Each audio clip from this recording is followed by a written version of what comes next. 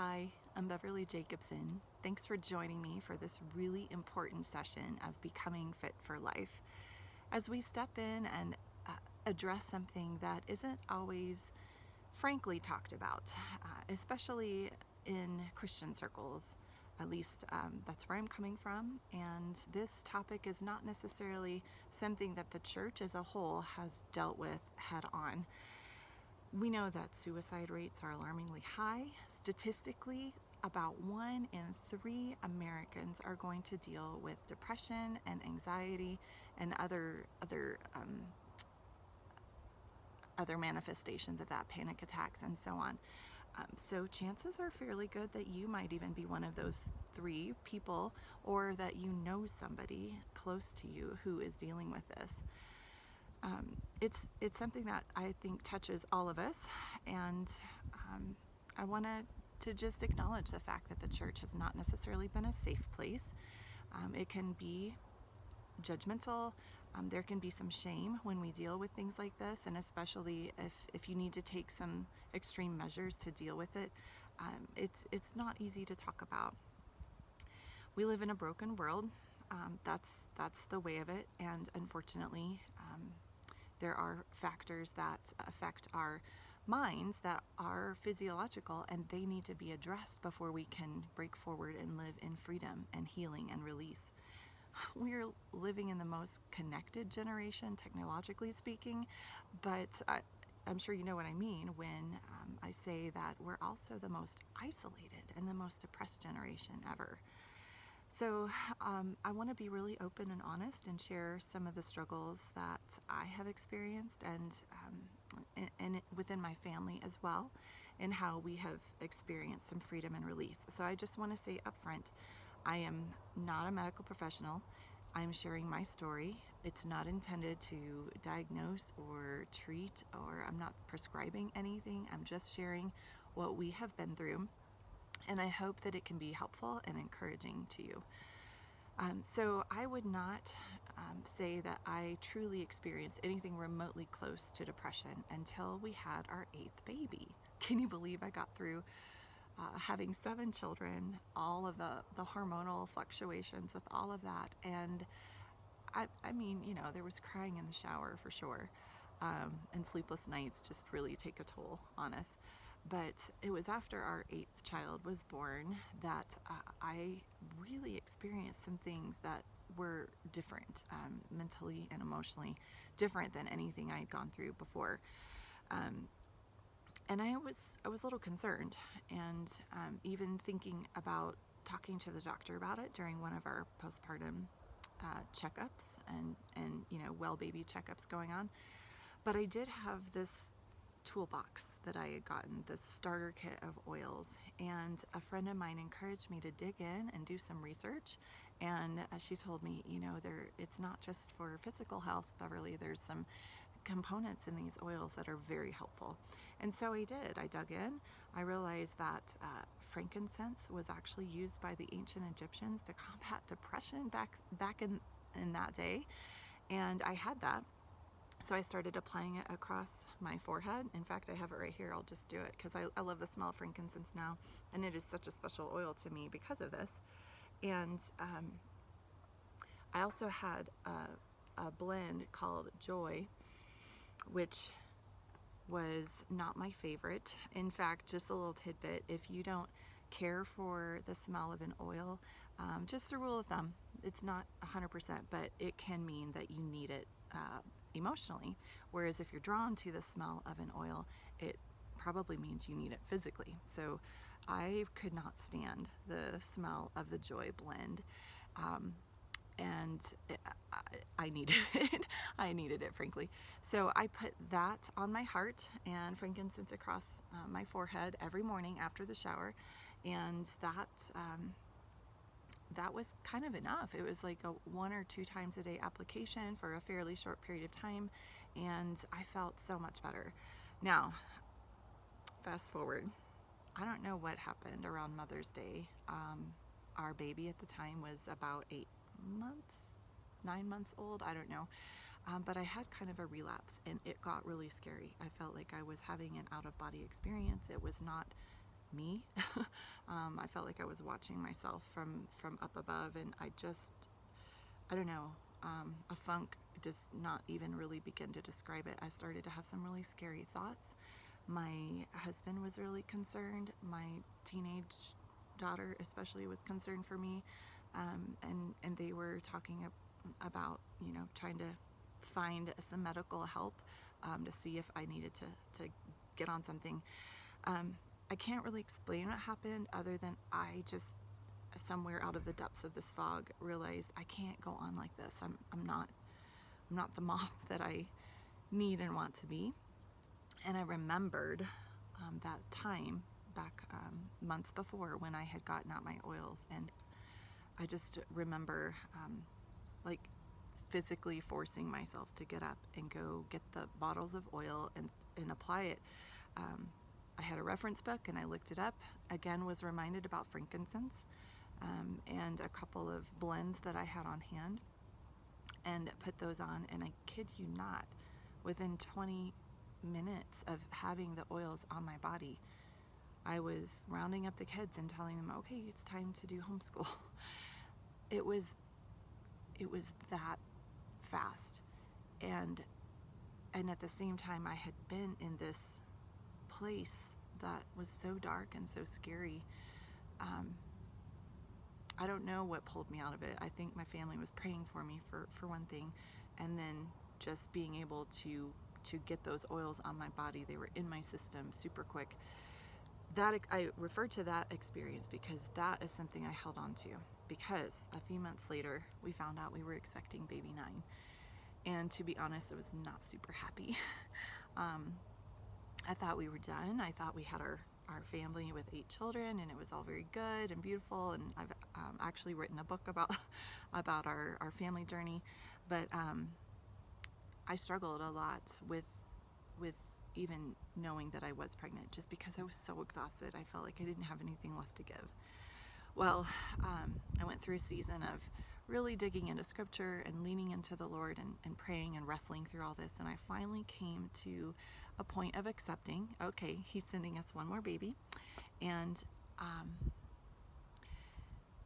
shortly after that, we received a devastating phone call from my doctor, and it actually didn't have any particular news. It was just that based on my blood tests, I had a 1 in 10 chance of carrying a child that had Edwards syndrome, which is trisomy 18. It's an extra 18th chromosome, similar but different than Down syndrome, which is an extra 21st chromosome.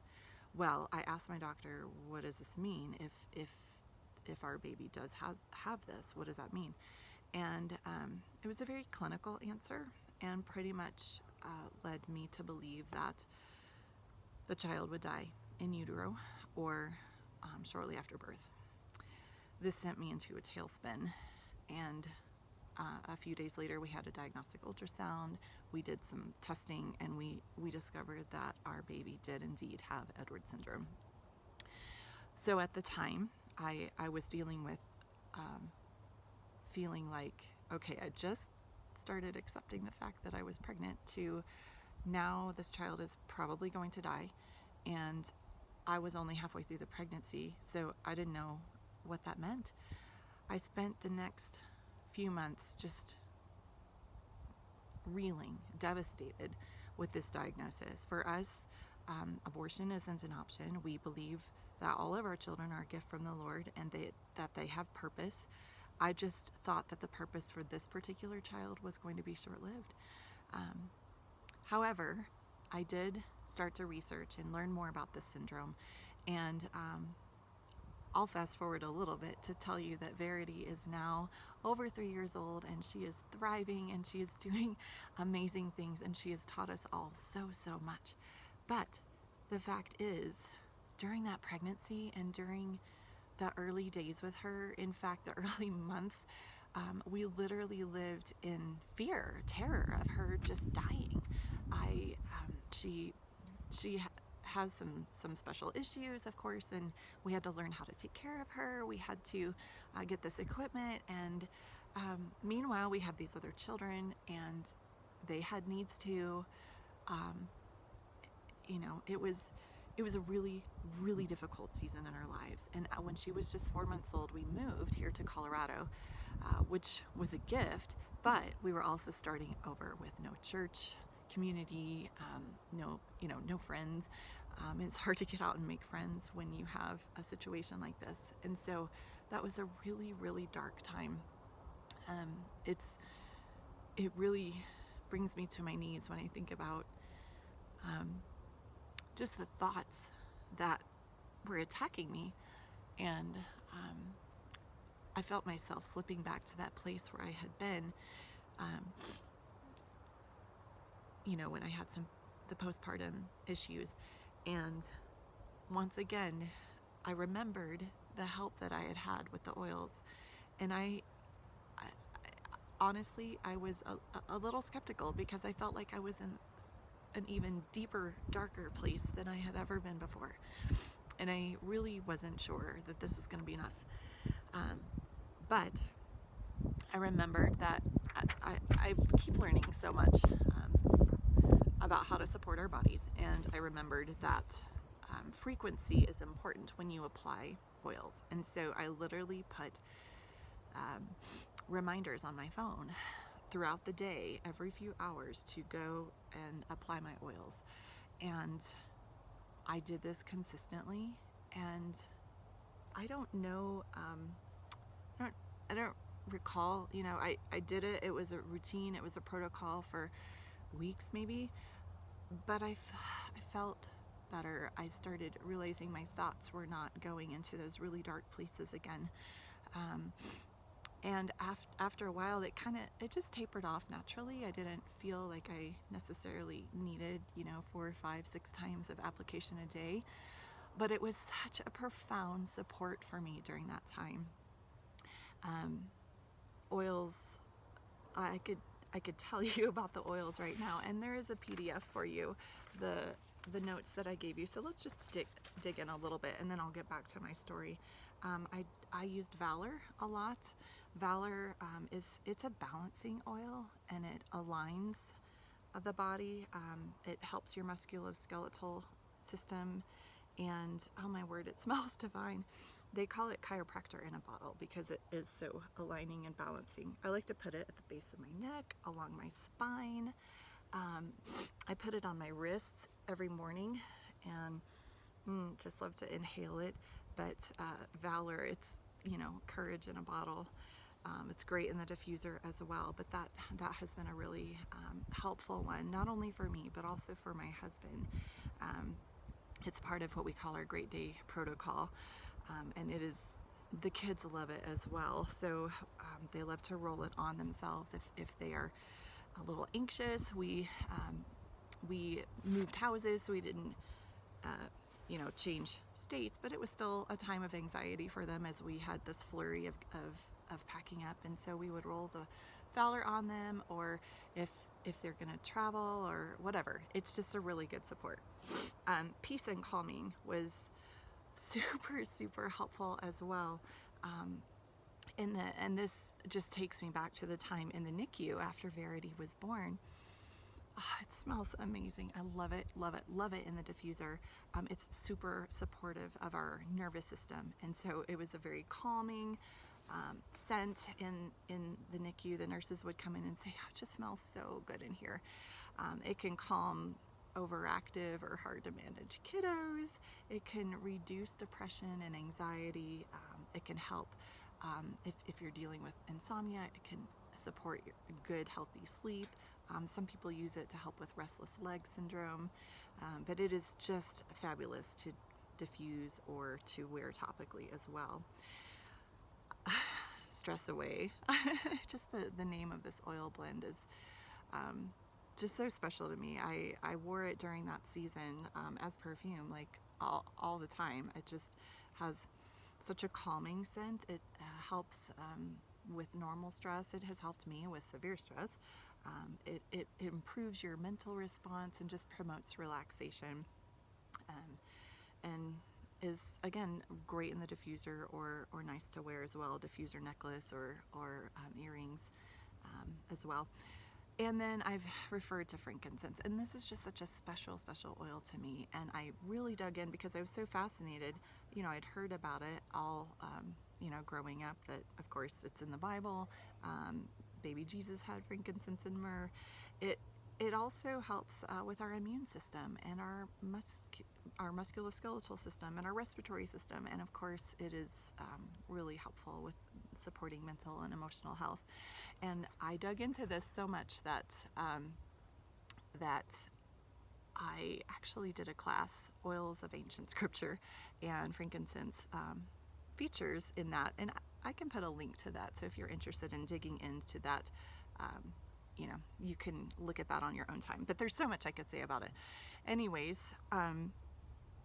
so getting back to our story, those oils and purposeful application of them during that season was, I just can't even tell you how life-changing it was, literally.